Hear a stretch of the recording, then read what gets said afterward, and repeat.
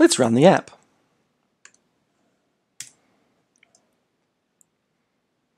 So when the app starts, we're just going to navigate to the customer view.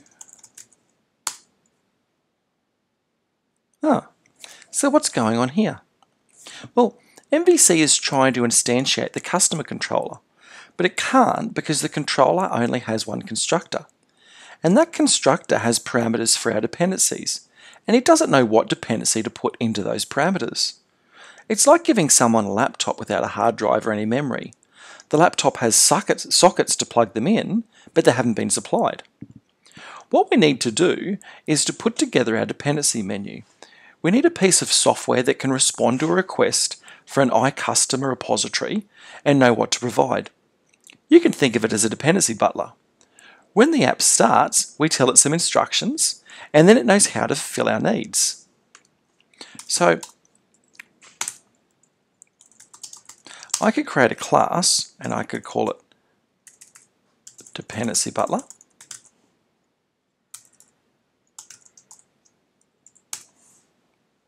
And then when the app starts, I could say to our dependency butler, whenever I ask for an I notification provider, give me an SMS sender.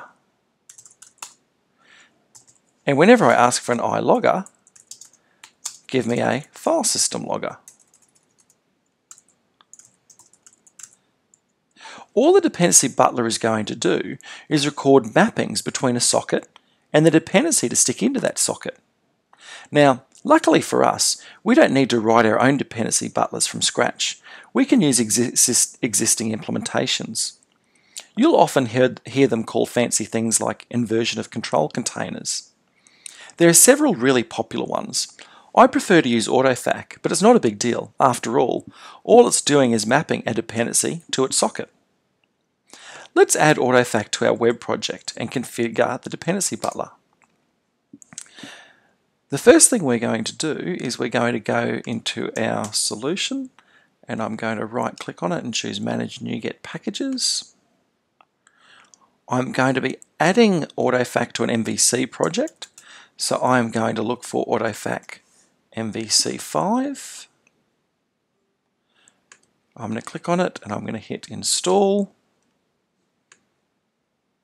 Oh, it's already installed. So now that it's installed, we just need to configure it. Don't worry too much about the plumbing code here. You can just download it from our GitHub repository. But I'm going to go into App Start, and I'm going to add a new class. And I'm going to call it IOC config.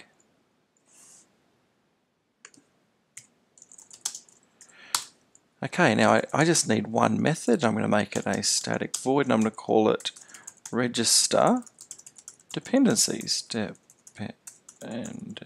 Dependencies.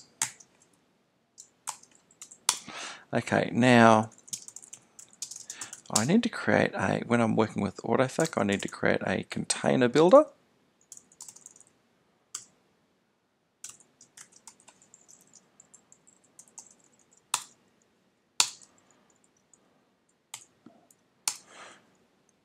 Okay, and now I need to register all of the controllers, register controllers in my MVC application.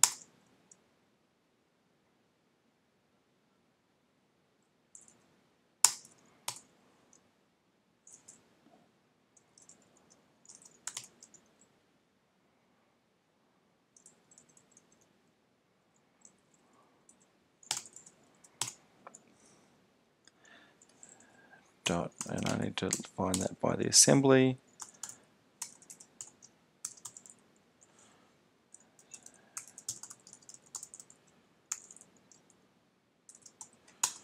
Okay, so that's now registering the controllers. Then what I need to do just in the setup is I need to tell it, I need to create the container. Is build, so I do that by building the builder. And then I need to go to MVC and I need to tell tell MVC to use the container I've created.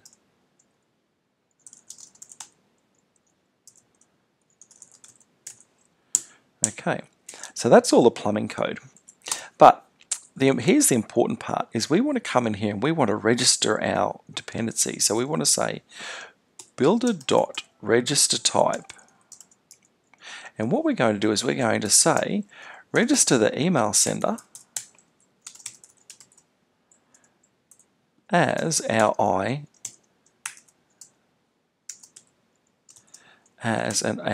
notification provider.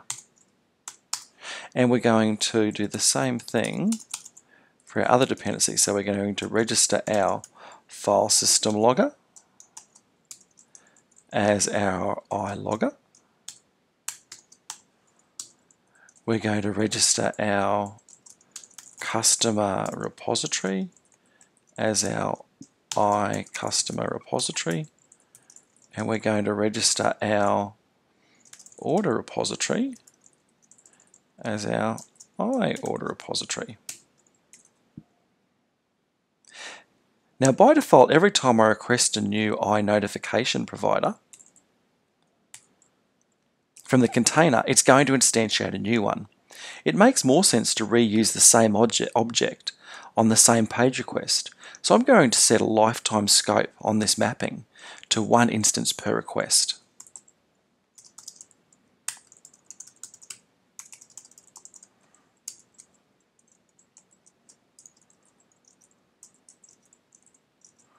Oops.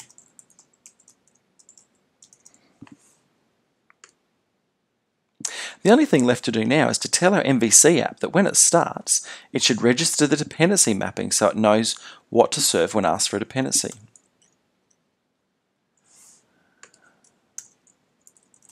So I do that in my global ASACs. Oops. I'm just going to come in here. I'm going to say IOC config.register dependencies. Let's run the app now and see how it goes.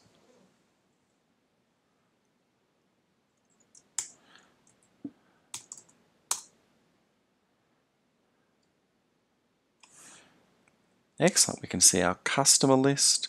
I can hit delete. And I can see it's deleting customer 3. Perfect. So let's see how easy it would be to change our whole application to send SMSs instead of emails. All I would need to do is jump in here. Let me jump into my email sender. Let's say I came in here and I created a public class SMS sender. You would just need to implement the iNotification provider. Because it implements the iNotification provider, it's going to need the send method. So I could go in here and I could implement the code to send an SMS.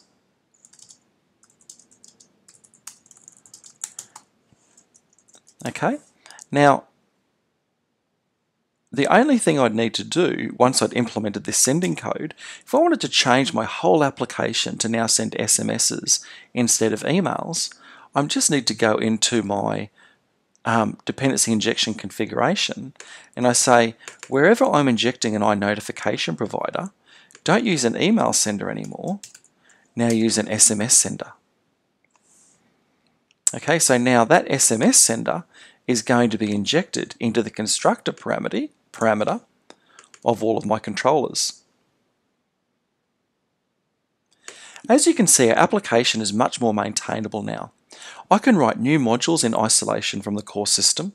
I can test the core application without talking to dependencies that might have undesirable consequences. And I can easily make system-wide changes to functionality with confidence.